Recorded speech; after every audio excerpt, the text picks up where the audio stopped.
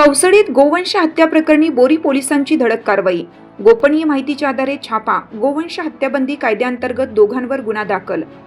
जिंतूर तालुक्यातील कौसडी येथे गोवंश हत्याबंदी कायद्याचे उल्लंघन करून बेकायदेशीररित्या गोवंशाची हत्या करून मांस कापले जात असल्याची गोपनीय माहिती मिळाल्यानंतर बोरी पोलिसांनी तातडीने धडक कारवाई करत मोठा पर्दाफाश केला।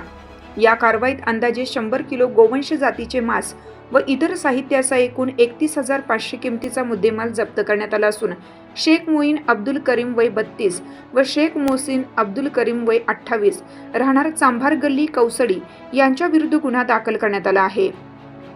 या प्रकरणी पोलीस शिपाई प्रकाश लिंबाजी मोरे यांनी दिलेल्या फिर्यादीवरून पोलीस ठाणे बोरी येथे गुन्हा क्रमांक 220/2026 नोंद करण्यात आला आहे। आरोपी विरुद्ध प्राणी छळ प्रतिबंध अधिनियम 1960 चे कलम 11, महाराष्ट्र पशु संरक्षण अधिनियम 1976 चे कलम 5(ब) व 9 तसेच भारतीय न्यायसंहिता BNS 2023 चे कलम 3(5) अन्वये गुन्हा दाखल करण्यात आला आहे। दिनांक 28 जुलै 2026 रोजी सकाळी 7 वाजण्याच्या सुमारास कौसडी येथील चांभार गल्ली परिसरातील राहत्या घरावर पोलिसांनी छापा टाकला। फिर्यादीनुसार आरोपी गोवंश जातीचे मांस कापत असल्याचा आरोप आहे।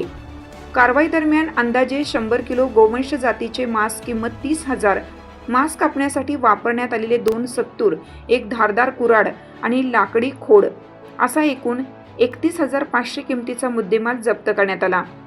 सहाय्यक पोलीस निरीक्षक रामेश्वर दोंडगे यांच्या मार्गदर्शनाखाली ही कारवाई करण्यात आली। या कारवाईत बीड जमादार राजेश जटाळे, पोलीस कर्मचारी अमोल मुंडे, प्रताप साळवणे, संगसेन कांबळे, प्रकाश मोरे आणि फरहीन रंगरेज यांनी सक्रिय सहभाग घेतला। पोलिसांच्या समन्वयातून आणि तातडीच्या कारवाईमुळे ही मोहीम यशस्वी ठरल्याचे बोलले जात आहे। यापूर्वीही कौसडी परिसरात गोवंश संरक्षण कायद्याअंतर्गत झालेल्या कारवायांमध्ये बीड जमादार राजेश जटाळे यांनी सक्रिय भूमिका बजावली असल्याने त्यांच्या कामाची परिसरात चर्चा आहे। या कारवाईमुळे कौसडी व परिसरात खळबळ उडाली असून गोवंश हत्यासारख्या गंभीर गुन्ह्यांविरोधात बोरी पोलिसांनी कठोर भूमिका घेतल्याचा संदेश गेला आहे।